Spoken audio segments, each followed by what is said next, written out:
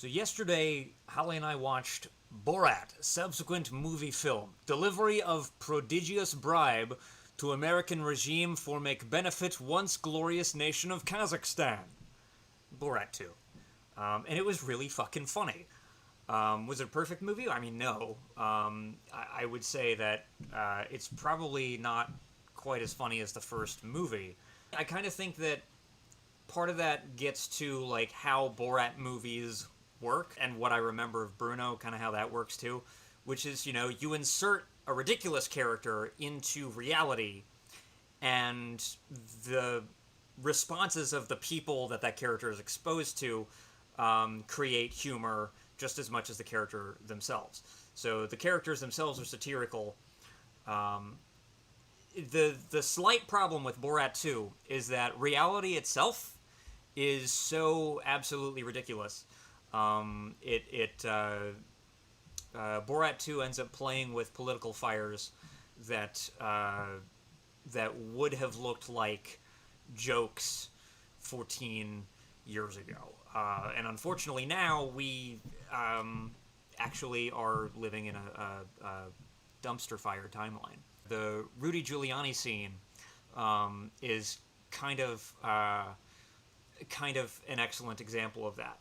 And that scene has lately been covered in ways that give it outsized importance to the film. Borat 2 does in ways act as not only just a social critique of, the U.S. as it is right now, but it's also a pretty effective hit piece on Giuliani.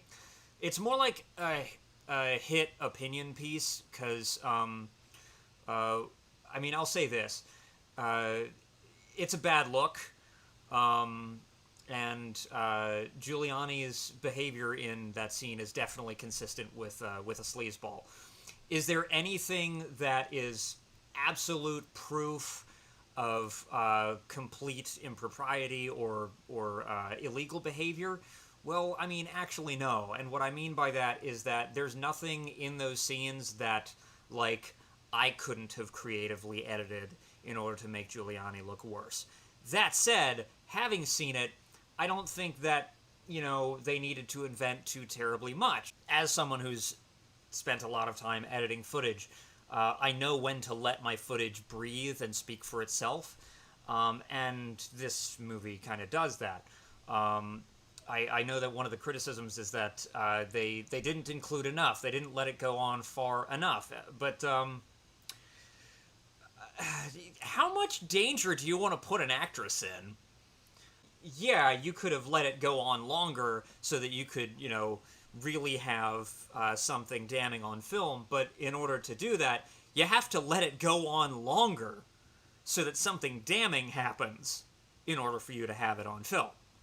Like, that's the catch-22 right there, is that, in order to catch a politician of any stripe doing something really, really bad in a setup like that, you have to kind of permit something really, really bad to happen. And I do think it's asking too much to have allowed that to go any further. Do I need convincing that Giuliani is a scumbag? Fucking no. In fact, I think that the most effective jab at Giuliani in Borat 2 does not actually come from the sketchy as fuck antics in the hotel, where he ends up retiring to the bedroom before reaching down his trousers. I think the part that, like, just most clearly and obviously shows him as a piece of shit is a real throwaway moment. Sorry, I'm moving my microphone. It's kind of a real quick throwaway moment where Borat gets the idea to try to sell his daughter to Giuliani. Oh yeah, so this movie features Borat trying to sell off his daughter to Rudy Giuliani. Because he failed to sell off his daughter to Mike Pence. It's a really fucking funny movie, just thinking about it. But no, there's a part where he's describing Rudy Giuliani, and he says he's a very dignified man, And as he's saying this, it just shows like an archive clip of Rudy Giuliani talking to a bunch of other pundits, and he's just yelling, "No, shut up!" at these other people as they're trying to talk. And it's just like, you don't even have to show the man doing anything illegal just to prove that he's a fucking shithead. And besides, this is the man who actually unironically said that truth is not truth. This is a guy that is a hardliner with the same group of psycho friends that the phrase alternative facts came from. We've provided alternative facts. Fucking it's I'm sorry, just like I don't give a shit about these people. They fucking suck, and I hope I don't have to see them for the next 4 years. Do I think that this movie is the end of Giuliani's career? No. Sadly, I don't. I don't have really that much faith in people, and specifically, I think that I don't think I have I don't have enough faith in Giuliani's defenders to think that their loyalty would be shaken. Is there anything outright incriminating in here? Well, no, there isn't. But at the same time, like, if you've never seen a red flag before, that scene's full of them. The movie is smart in other ways, too. I want to talk about more than just the Giuliani scene, but it's like that's the scene that has become very, very important, especially lately. Lately, I'm talking like this movie has had a lot of time, to sort of be processed. No, this movie came out yesterday, and people have been talking about that scene for the last couple of days. Hey, look, I'm still talking about the Giuliani scene. I can't get away from it. What else happened in this movie that was absolutely fucking brilliant? Oh yeah, the baby cupcake. So there is an absolutely brilliant scene where there's an absolutely brilliant scene where Borat and his daughter, through a misinterpretation, are trying to get a plastic baby that was on a cupcake out of her stomach because she swallowed it. And of course, they end up going to one of those, if I'm remembering the scene right, it's one of those clinics that is more about trying to convince people to keep their baby than actually providing any important medical services. One of those sort of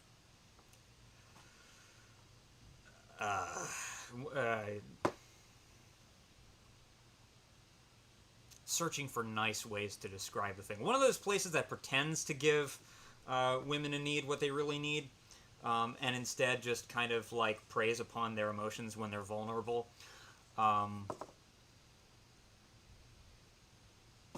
Long story short, this person that they speak to doesn't realize that they're talking about a plastic baby, but they present this situation to them as she has a baby inside her. I am her father. I put this baby in her, and we need your help to get this baby out. And the guy basically refuses to help them, and instead tries to convince them to keep the baby. Tries to convince them to keep the baby, even thinking that this baby is essentially a statutory rape baby from father to daughter. It absolutely keeps that hard line. It's the scene is in every single measurement horrifying, disgusting, disturbing, fucking hilarious, and deeply sad. And that's Borat 2 in a nutshell. And that's the original Borat in hindsight, because the original Borat just kind of seemed to signpost where we were headed in ways that I wouldn't have wanted to think we would at the time. Also, I was a fucking senior in high school when the original Borat came out, and like I didn't know shit from shit. So,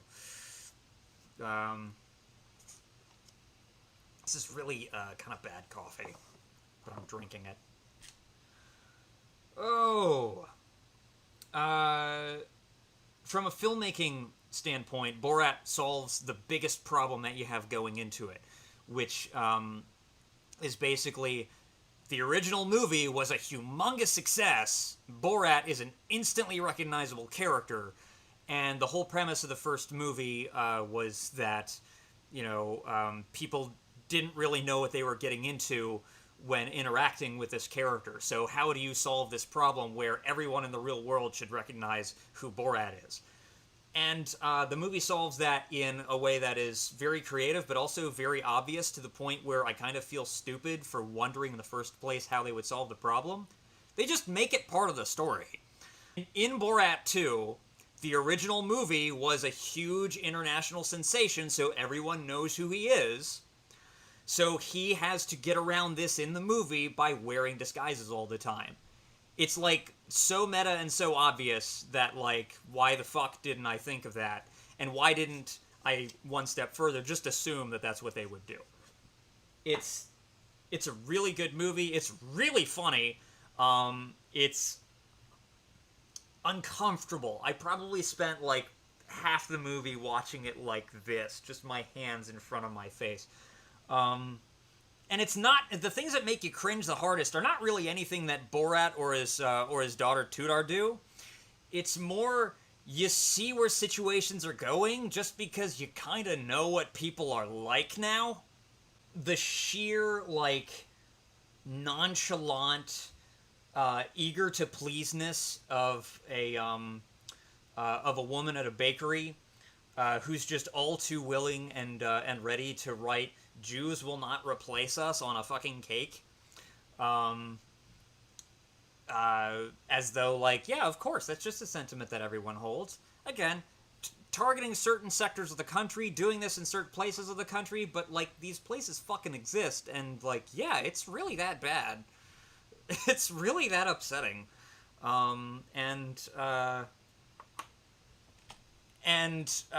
People really are that ignorant, and if anything, Borat 2 just makes it that much more difficult to be ignorant of ignorance, and it's impeccably well timed. I mean, the election is fucking, weeks away. Like, it's around the corner. We're so close. We're right there. Good film. Watch it. It is hilarious. And if it makes if the movie offends you, if the movie makes you really, like, angry at, like, how it seems to be painting American politicians, and you know exactly which American politicians I'm talking about, if it makes you upset and defensive of them, I want you to, like, really, really ask yourself why you want to defend them. Like, what is there to protect anymore? Like, I just don't see it. I've been trying to look for the past 4 years. I don't see it. I see the arguments. I see that I see that people like to try to say that these are doers and changers and people of policy, and I'm sorry, but just, like, that doesn't hold with me. You can kind of tell when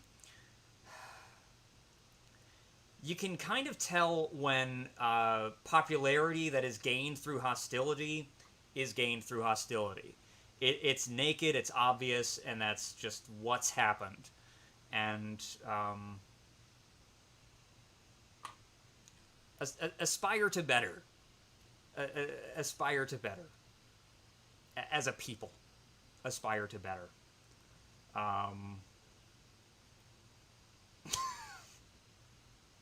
It's a really fucking good movie. You're a good sport, so thanks for the support. You're a good sport, so thanks for the support. You're a good sport, so thanks for the support. You're a good sport, so thanks for the support. You're a good sport, so thanks for the support. You're a good sport, so thanks for the support.